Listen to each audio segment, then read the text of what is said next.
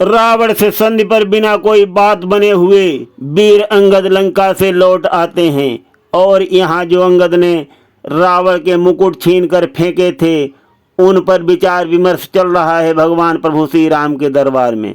और साथियों, हम यहाँ पर ये बता दें कि भगवान प्रभु श्री राम रावण को संधि प्रस्ताव क्यों भेज रहे थे, क्यों भेज रहे थे बार बार संधि प्रस्ताव, और चाहते भी थे कि संधि हो जाए।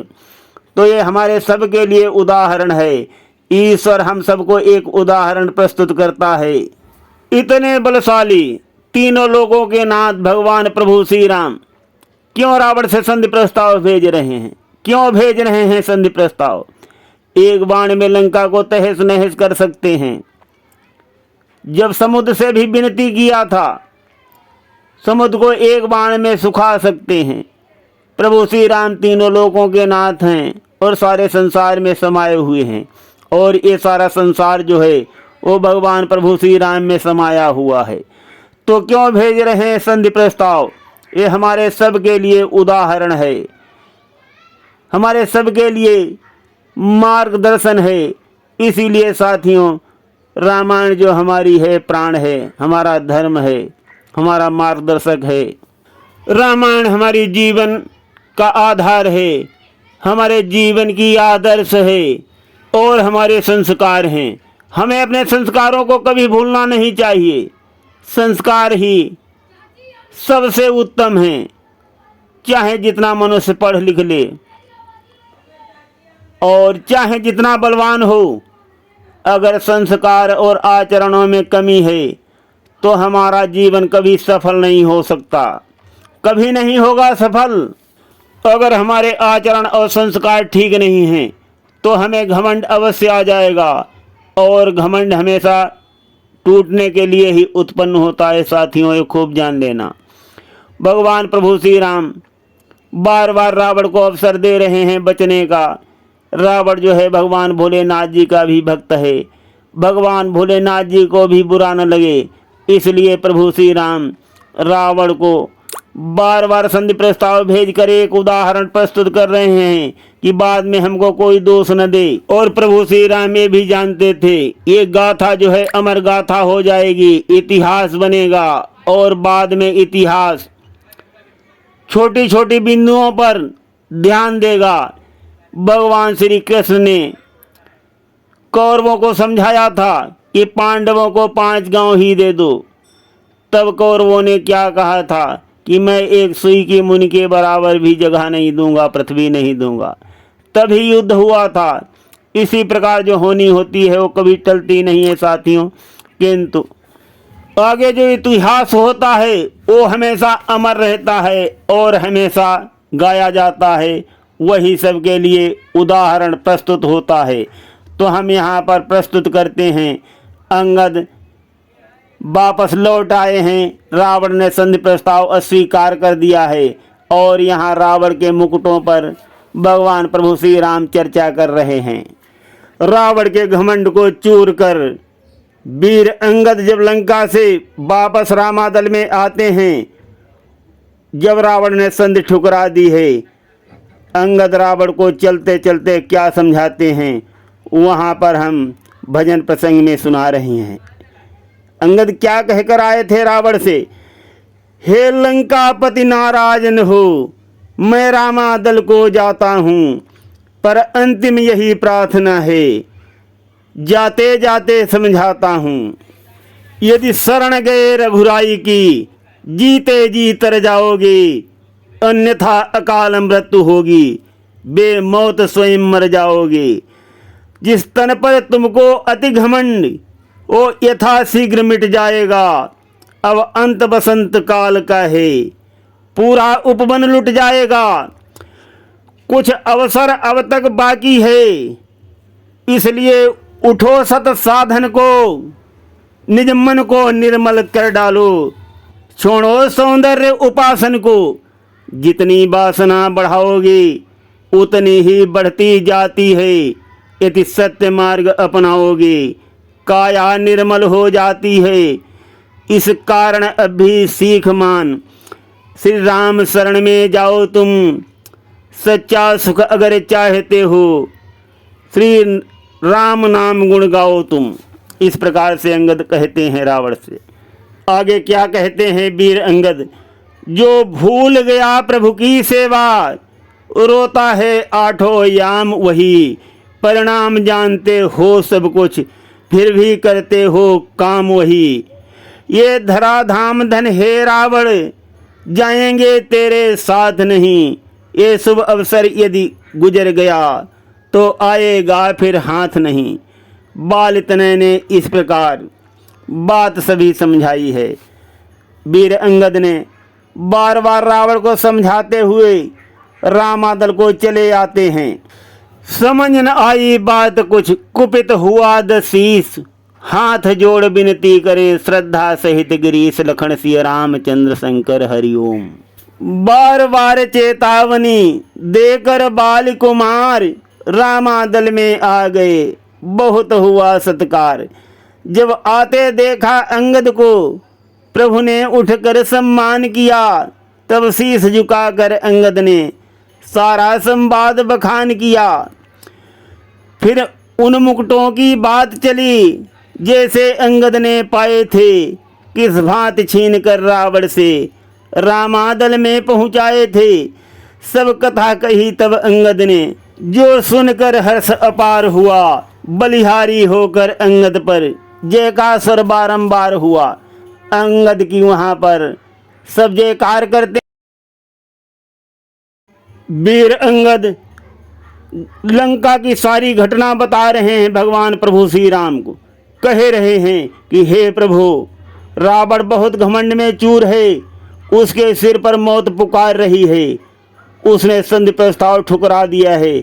मैंने उसको बहुत बार समझाया, किंतु वो संधि करने के लिए तैयार नहीं है। अंगद द्वारा जब सुना लंका का सब हाल, बोल उठे सुग्रीव से सीतापति तत्काल। भगवान प्रभु श्री राम को भी अंदर अंदर थोड़ा क्रोध आ गया है यहाँ पर, जब अंगद ने सारी घटना बताई।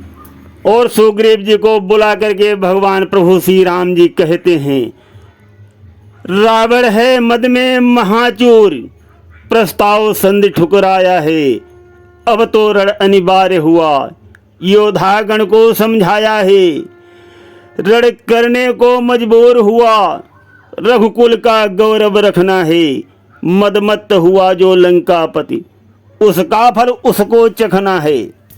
घायल होती है मनुष्याई, श्रोणित की नदियां बहने से, पर दिखती है कायरता भी, संयमित शील अति रहने से।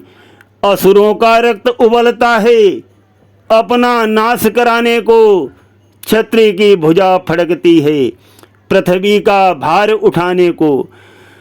जब जब असुरों की महाशक्ति इस पृथ्वी पर बढ़ जाती है, मर्यादा आहत होती है, पृथ्वी भय से अकुलाती है, तब उससे बड़ी शक्ति कोई इस पृथ्वी पर आ जाती है, जो होती असुर विहीन धरा, अपना सौंदर्य दिखाती है। परिवर्तनशील सदैव जगत, ये वही यहाँ साकार हुआ, अब राघव रोक नहीं सकता, रण करने को लाचार हुआ। हर आर्यभूमि की सीता को लंकापति चैन न पाएगा, किष्किंधा का कपि दल ही अब सोने की लंका ढाएगा। जो कहकर हर हर महादेव, वीरों आगे को बढ़ जाओ, निर्भीक बजा दो डंका को, लंका के ऊपर चढ़ जाओ। इस प्रकार सब वीरों को प्रभु ने आज्ञा दर्शाई है। श्री राम नाम के 2 अक्षर में सब सुख शांति समाई है। तो साथियों, यहाँ पर मैं बताता हूँ कि बहुत से अवसर रावण को देने के बाद, बहुत से अवसर दिए भगवान प्रभु श्री राम ने रावण को बचने के लिए, किंतु रावण नहीं माना। ऐसी होने की दशा होती है जो रावण के शीश पर डोल रही है। रावण ने संधि प्रस्ताव स्वीकार कर दिया है। भगवान प्रभु श्री राम ने कपिवीरों को आज्ञा दे दी है कि चढ़ जाओ लंका के ऊपर। और भगवान प्रभु श्री राम की ये आज्ञा को सुनकर सुग्रीव जी जो हैं, वो अपने सभी बानर वीरों को बुला करके उनके 4 यूथ बना देते हैं। आगे सुनिए भजन प्रसंग में। अज्ञा सुन सुग्रीव ने यूथ लिए पुकार, 4 विभागों में किया बानर दल तैयार। श्री सुग्रीव जी ने अपनी बानर सेना के 4 यूथ बना दिए हैं और उनको आज्ञा दे दी है। तो यहाँ पर सुनिए। धाये लंका की तरफ बोले जय श्री राम, चारों द्वारों पर छिड़ा महाघोर संग्राम। इतरा बड़ उतराम की होती जय जयकार, महाप्रतापे की इस गण भरते हैं हुंकार। पश्चिम फाटक पहुँच कर अंगद संग हनुमान, तोड़ दिया उस द्वार को महावीर बलवान। घुसकर लंका में किया युद्ध नाद का घोर, धाई निश्चर सैन्य भी लड़ने को उस ओर। एक एक से भिड़ गए कपि योद्धा तत्काल, लगे चलाने असुरगण अपने अस्त्र कराल। साथियों, युद्ध की ही ताक में रावण यहाँ लॉकडाउन किए बैठा था, अपने लंका के द्वारों को बंद किए हुए, और उसने पहले से ही तैयारी कर रखी थी कि जैसे ही वानर सेना लंका पर आक्रमण करे, लंका के योद्धागणों तैयार रहो और उनको वहीं दबोच लेना। तो भगवान प्रभु श्री राम की इधर आज्ञा सुनकर और वानरपति सुग्रीव की आज्ञा सुनकर कपि सेना जो है लंका के सभी द्वारों को घेर लेती है, और वानरपति सुग्रीव अपनी सेना के 4 यूथ बनाते हैं। 4 द्वारों को घेर लिया जाता है लंका के, और जो द्वार सबसे मजबूत है उस पर वीर हनुमान और वीर अंगद जी जा कर के तोड़ देते हैं और लंका में प्रवेश कर लेते हैं। चारों द्वार लंका के तोड़ दिए जाते हैं, एक से एक योद्धा भिड़ जाता है। यहाँ पर रावण के सभी वीर पुत्र भी युद्ध मैदान में हैं आज, और महाघोर संग्राम हो रहा है। तो यहाँ पर सुनिए। रण का नकारा बजते ही धरती दहलाए देते थे, बलवानों के गर्जन तर्जन आकाश हिलाए देते थे। लंकापति की जय बोल उधर रजनीचर अस्त्र चलाते थे, इधर खंडगिर के प्रचंड कपि अपना अस्त्र बनाते थे। भुजबल प्रहार से कपि दल ने जब सारे द्वार तोड़ डाले, अरे सेना में अति क्षोभ हुआ, तब लेकर दौड़े हैं भाले। जब भाल और कीसों ने लंका के सभी द्वारों को तोड़ दिया, तब रजनीचर जो हैं रावण के असुरगण योद्धागण बहुत क्रोधित होते हैं और बड़े बड़े नुकीले भाले लेकर के बानर और भालुओं पर प्रहार करते हैं अस्त्रों से। तो सुनिए भजन प्रसंग में।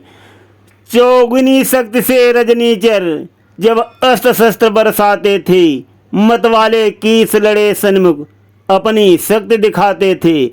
लाशों पर लाशें गिरती हैं, शीशों पर शीश नाचते हैं। जो सेना के मुखिया हैं वो अपने वीर जांचते हैं। उस महासमर में इस प्रकार असुरों की सेना मरती थी। अन्याय न्याय का तब निर्णय पृथ्वी की लाली करती थी, जब भालू और कीसों द्वारा हो गई पराजय खलदल की। होता है सत्य सदा विजयी, हो गई हार है छलबल की। दिन प्रतिदिन विजयी रहा कपिदल सभी प्रकार, लंका पत्नी सभा में बोला यूं ललकार। जब प्रतिदिन बानर और भालुओं की विजय होती थी और रावण के असुरगण निशाचरगण सेना के सभी योद्धा मारे जाते थे गिन गिन के, तो एक दिन रावण को बहुत क्रोध हुआ और वो अपनी सभा में ललकार के बोलता है। क्या बोलेगा? रावण अपने योद्धाओं से कहता है, शर्म न आती योद्धागणी, क्यों जग में हंसी कराते हो? जो छोटे छोटे बनरों से भय खाते मारे जाते हो। धिक्कार तुम्हारे अस्त्रों पर, लंबे चौड़े आकारों पर, जो छोटे छोटे कुछ बानर कर जाते काम हजारों पर। आराम पसंदो आलसियों, क्यों माँ का दूध लजाते हो। लंका की भेंट चढ़ा उनको, अपना अस्तित्व मिटाते हो। जी जान लगा कर रखना है, इस जन्मभूमि के गौरव को हम व्यर्थ नहीं जाने देंगे। लंका नगरी के वैभव को, तुम वही वीर हो लंका के, जिससे सुरमंडल हारा था, जब स्वर्गलोक को जीता था। बल पौरुष साथ तुम्हारा था, जिसका राजा हो स्वर्गजीत, कैलाश उठाने वाला हो। अपने प्रताप बल कौशल से यम को बंदी कर डाला हो। जब उसके महाबली योद्धा बनरों से मारे जाते हैं, है लानत ऐसे वीरों को, निज मुख से वीर कहते हैं। जब योद्धागर को रावण ने ये ललकार लगाई है, रावण बहुत क्रोधित होकर के और मर्म भरी वाणी कहकर अपने योद्धाओं पर धार चढ़ा रहा है। रावण क्या कहता है आगे सुनो। रावण की ललकार ने कर दिखलाया काम, असुरों ने अगले दिवस किया घोर संग्राम। किंतु महा वो युद्ध था पाप पुण्य के बीच, इस कारण जीते नहीं, हार गए सब नीच। अवनि अकंपन आदि का जूझ गया समुदाय, सोए जब रणभूमि में वज्रदंत अतिकाय। समाचार पाकर हुआ लंकाधीश उदास, चिंता भय उसके हृदय करने लगा निवास। देख दशा लंकेश की मेघनाद बलवान, उठा समर के वास्ते बोला वचन निदान। लखन सिय रामचंद्र शंकर हरिओम। रावण ने मर्म भरी वाणी बोलकर अपने योद्धाओं पर बहुत धार चढ़ाई। अगले दिन बहुत घोर संग्राम हुआ। रावण के बहुत वीर पुत्र बलिदान हो गए, कुछ नहीं कर पाए, रणभूमि में मारे गए सभी। ये देख करके रावण उदास हो गया और चिंता करने लगा। रावण की चिंता को देख करके मेघनाद उठता है और कहता है कि हे पिताजी, घबराओ नहीं, अब मैं युद्ध में जाने की तैयारी कर रहा हूँ। और साथियों, आज हम प्रसंग को यहीं पर विश्राम देते हैं। आगे का प्रसंग हम कल सुनाएंगे। सुनते रहिए अत्यंत कल्याणकारी कथा।